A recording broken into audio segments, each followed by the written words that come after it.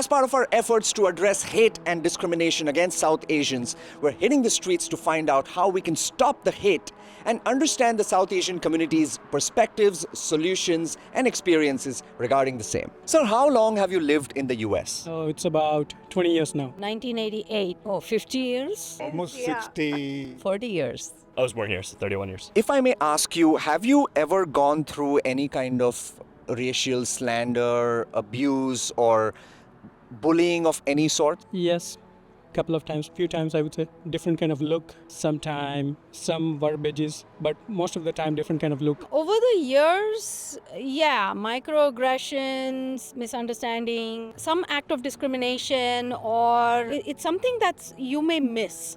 Like, for instance, if there is a racial slur that you don't quite catch right away, it might hurt, it might feel uncomfortable, and then you go back, like maybe you go back home and the next day you think about it and you're like, wait, that didn't feel right, that, something's off about that.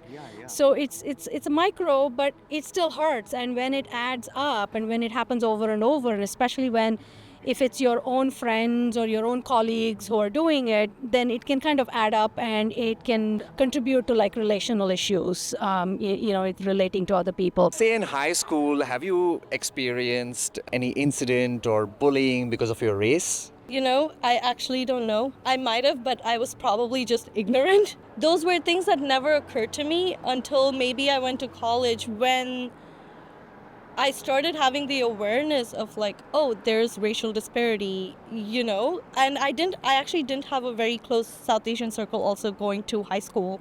So I was in a group of like non-Indians mostly. So for me, it could have just been, oh, this is just how people are. It was never is this potentially a racial discrimination? I don't know. Nothing so overtly, but I think covertly it's there. 40 years ago when I came working in insurance for the city, some lady on the phone asked me if I was colored.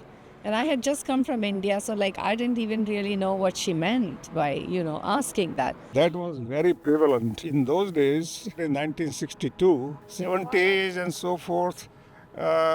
The discrimination was almost blatant.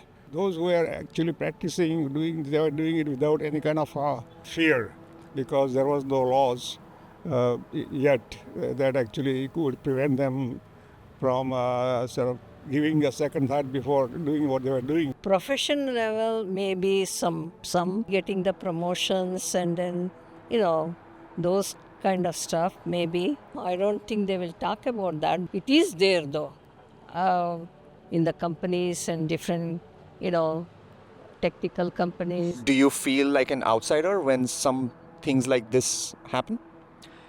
Yeah, sometimes. Do you share it with anybody? No, we don't. Except the family, we don't. Does it happen that you get isolated or somewhere lost, or you question things when these things happen? Yeah, for sure. I was lucky enough to grow up in a little bit of a diverse town, so I didn't feel completely isolated. I do have a huge family, and those sort of things help because it's community at the end of the day. So I can imagine in other parts of the U.S. not having that benefit. So if I felt lost, I can imagine other people felt way more lost. You don't want to fight the hate. It's really about intention and awareness. You want to have the intention of respecting whoever is in front of you for who they are, for how they are, what they choose, how they choose to be. If there is disagreement, just like they teach even little kindergarten kids, use your words, share, and don't be mean. And so as adults, sometimes we forget those little lessons we learn even in kindergarten. So I think it's just about dialogue, negotiation, making compromises, understanding, respecting, trusting, other people. And I think what really helps is having some forums where diverse group of people can meet, and not just diverse as in diverse in skin color or diverse in gender or height, but even diversity of opinions. Yeah. It's very, very important for people with diverse opinions to be able to talk to each other, sort things out,